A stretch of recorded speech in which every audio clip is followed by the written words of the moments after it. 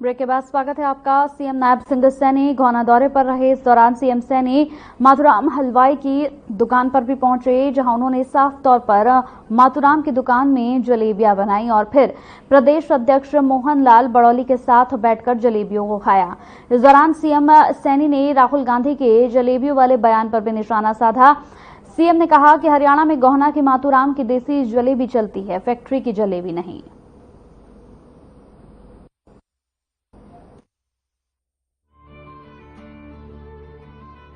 और आज आने वाले समय के अंदर भैया दूज का भी पर्व है और गोपाष्टमी का भी पर्व है, इसकी भी बहुत बहुत बधाई और शुभकामनाएं देता हूँ। आज गोहाना में कार्यकर्ताओं द्वारा जो हमारे सोनीपत लोकसभा में यहाँ से नवनियुक्त विधायक चुने गए थे, उनका सम्मान समारोह कार्यकर्ताओं द्वारा रखा गया था। मैं सभी कार्यकर्ताओं को और सभी लोगों को जिन्होंने अपना बहुमूल्य वोट दे करके कमल का फूल खिलाने का काम किया है।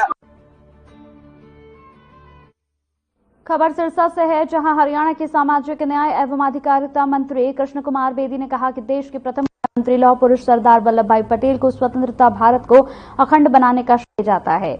उन्होंने स्वतंत्र भारत के प्रथम गृह मंत्री के रूप में 562 रियासतों का भारतीय संघ में विलय कराकर आज के मजबूत भारत की नींव रखी। उनका दृढ़ नेतृत्व, राष्ट्र समर्पण और विराट योगदान भारत कभी नहीं भुला सकता। आपको बता दें कि मंत्री कृष्ण कुमार बेदी सिरसा के स्थानीय शहीद भगत सिंह स्टेडियम में राष्ट्रीय एकता दिवस के अवसर पर जिला स्तरीय समारोह में बतौर मुख्य अतिथि मौजूद थे। इस दौरान उन्होंने संबोधित भी किया।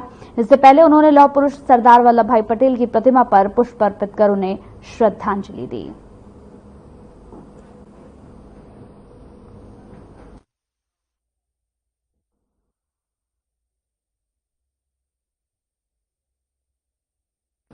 नई सरकार के गठन के बाद नौ जिला में धरने पर बैठे किसानों ने एक पत्रकार वार्ता का आयोजन किया। इस दौरान किसानों में सरकार और प्रशासन के प्रति भारी नाराजगी देखी गई। विधानसभा चुनाव से पहले मुख्यमंत्री नायब सिंह सैनी ने किसानों का एक प्रतिनिधिमंडल मिला था। इस दौरान सीएम ने किसानों की सभी मांगों को सरकार बनाने पर पूरा कराने का आश्वासन दिया था, लेकिन अभी तक किसानों की मांगों पर सरकार कुछ नहीं कर रही, जिससे किसानों ने आगामी 9 नवंबर को किसान यूनियन के राष्ट्रीय पदाधिकारियों की देखरेख में एक महापंचायत करने का ऐलान किया। किसानों का कहना है कि प्रदेश में 2 कानून नहीं चल सकते, सरकार को उनकी मांगों को मानना पड़ेगा। किसानों की मुख्य 2 मांगों में किसानों को 25 लाख पेंडिंग मुआवजा ब्याज सहित सरकार द्वारा किसानों से जमीन अधिग्रहण के दौरान एग्रीमेंट को कैंसिल करने की मांग को जोरों शोरों से उठाना है।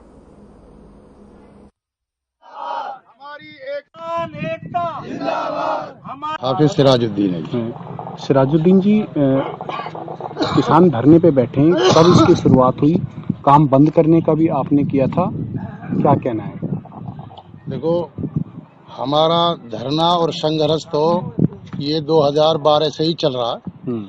बाकी धरना की रूपरेखा जो बनी है वो 29 तारीख से हमारा विरोध धरना प्रदर्शन चल रहा है भारतीय किसान यूनियन के बैनर के तले।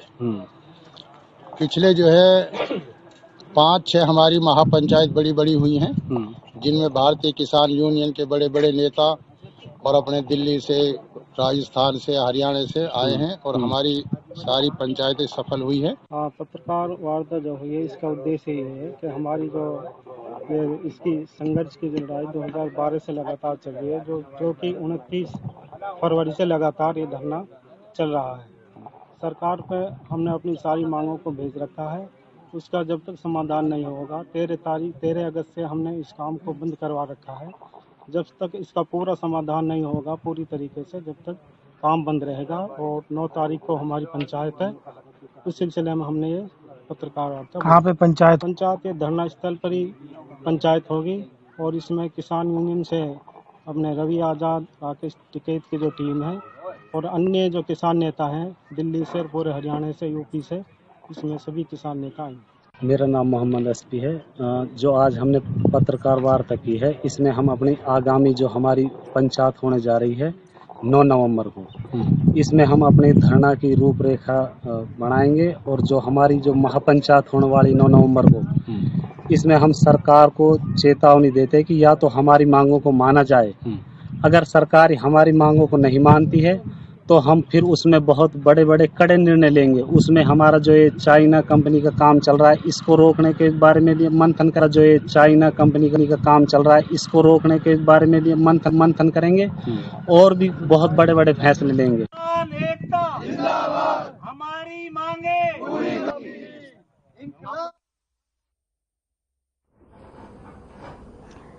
सिरसा में पराली जलाने की घटनाएं थमने का नाम नहीं ले रही है। गांव फरमाई कला में एक किसान ने अपने खेत में पराली जला दी। इसकी सूचना मिलने पर कृषि अधिकारी मौके पर पहुंचे। सदर थाना सिरसा पुलिस ने शिकायत के आधार पर आरोपी किसान के खिलाफ एफआईआर भी दर्ज कर ली है।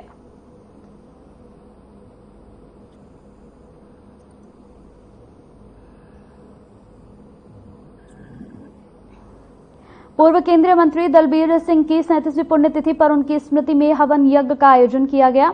इस दौरान सांसद, विधायक, पूर्व विधायक और बहुत से कांग्रेस पदाधिकारियों सहित काफी संख्या में गणमान्य लोगों ने दलबीर सिंह के चित्र के समक्ष पुष्पांजलि अर्पित कर उनकी तरफ से किए गए जल कल्याण के कार्य को याद किया। इस दौरान अखिल भारतीय कांग्रेस कमेटी की राष्ट्रीय महासचिव, पूर्व केंद्रीय मंत्री और सिरसा से लोकसभा सांसद कुमारी शैलजा ने अपने पिता दलबीर सिंह की पुण्यतिथि पर हवन यज्ञ में हिस्सा लेकर उन्हें श्रद्धांजलि अर्पित की। इस दौरान कुमारी शैलजा ने अपने पिता दलबीर सिंह की रचनात्मक सोच की सराहना करते हुए कहा, उन्होंने अपना पूरा जीवन गरीब, मजदूर, शोषित और वंचित लोगों की भलाई के लिए समर्पित कर दिया।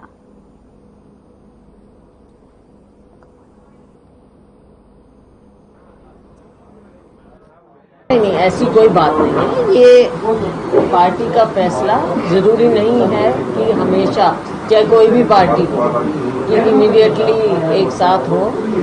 कई पहलू होते हैं, अभी चुनाव भी हो रहे हैं दूसरे राज्यों में भी। सब चीज़ों को देखते हुए कांग्रेस पार्टी उचित समय पर हमारी हाईकमान फैसला लेगी। उसके बाद कांग्रेस का क्या स्टेप रहेगा, क्योंकि विपक्ष में सबसे बड़ी पार्टी कांग्रेस है, किस तरह से अब आगे कई स्टेप्स रहेंगे कांग्रेस? तो हम चाहेंगे कि 10 साल हो गए भाजपा के,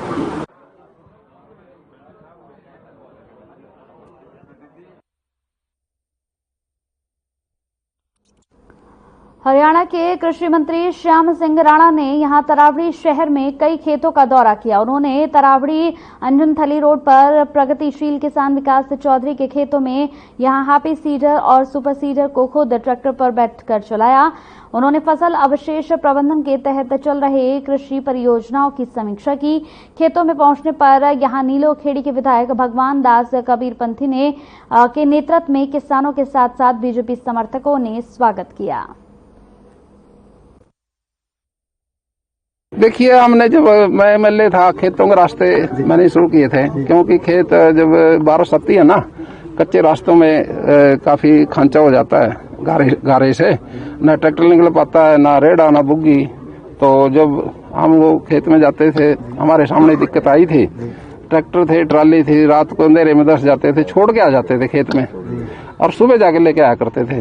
अब एमएलए बन गए, सबसे पहले खेतों के रास्तों का काम मैंने शुरू किया था और ये सरकार के एजेंडे में जुड़वा दिया। पूरे प्रदेश में पक्के रास्ते होंगे।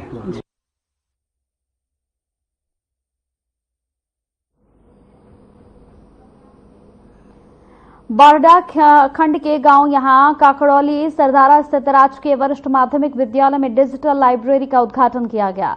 Kaluwala construction private limited company के निदेशक अनिल कालूवाला के सौजन्य से इस डिजिटल लाइब्रेरी की स्थापना करवाई गई। इसके अलावा स्कूल में छात्राओं के लिए शौचालय का निर्माण भी करवाया गया। उद्घाटन कार्यक्रम का आयोजन ग्रामीण पंचायत एवं विद्यालय प्रबंधन द्वारा किया गया।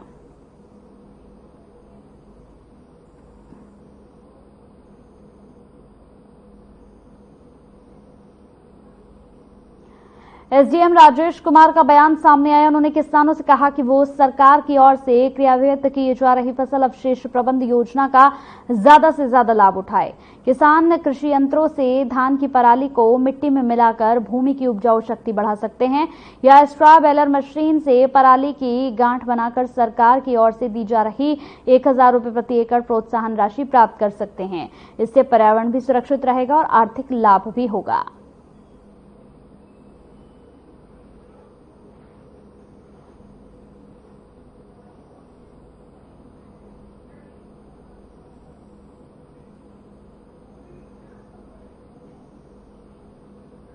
ओल्ड फरीदाबाद मेट्रो स्टेशन और सामान्य रेलवे स्टेशन के बीच हरियाणा का पहला ट्रैवलेटर बनाया जाएगा। करीब आधा किलोमीटर लंबे इस ट्रैवलेटर के बनाने से मेट्रो और सामान्य रेल में सफर करने वालों को बहुत बड़ी राहत मिलने वाली है और फरीदाबाद में हरियाणा का ये पहला स्वचालित रैंप बनाया जाएगा। एफएमडीए के सुप्रिंटेंडेंट इंजीनियर रमेश बागड़ी का कहना है कि इस ट्रैवलेटर को प्रशासनिक मंजूरी मिल चुकी है। करीब 38 करोड़ रुपए से बनने वाले इस ट्रैवलेटर से एनआईटी की तरफ जाने में भी आसानी होगी। 2 स्टेशन को एक साथ जोड़ते हुए बनाया जाएगा। ये एक्चुअली हम वॉकिंग कॉरिडोर बना रहे हैं। इसको वॉकिंग कॉरिडोर भी बोलते हैं, ट्रैवलेटर भी बोलते हैं। ये जो कि ओल्ड मेट्रो स्टेशन को ओल्ड रेलवे स्टेशन से कनेक्ट करेंगे हम। इसकी जो लंबाई लेंथ इसकी अराउंड 500 मीटर के आसपास होगी और इसका estimation cost is around 38.36 crore. मंजूरी कहाँ तक मिली है? मंजूरी इसकी एडमिनिस्ट्रेटिव अप्रूवल हमने ले ली है इसकी और टेंडर डॉक्यूमेंट बना रहे हैं और टेंडर डॉक्यूमेंट के बाद हम इसको टेंडर लगा देंगे और जल्दी ही वो कर देंगे, फिर स्टार्ट कर देंगे। क्या ये अपने आप में पहला ऐसा प्रोजेक्ट है जो फरीदाबाद में बनने जा रहा है? ये मेरे को लगता है पहला फरीदाबाद में नहीं, शायद हरियाणा में पहला होगा।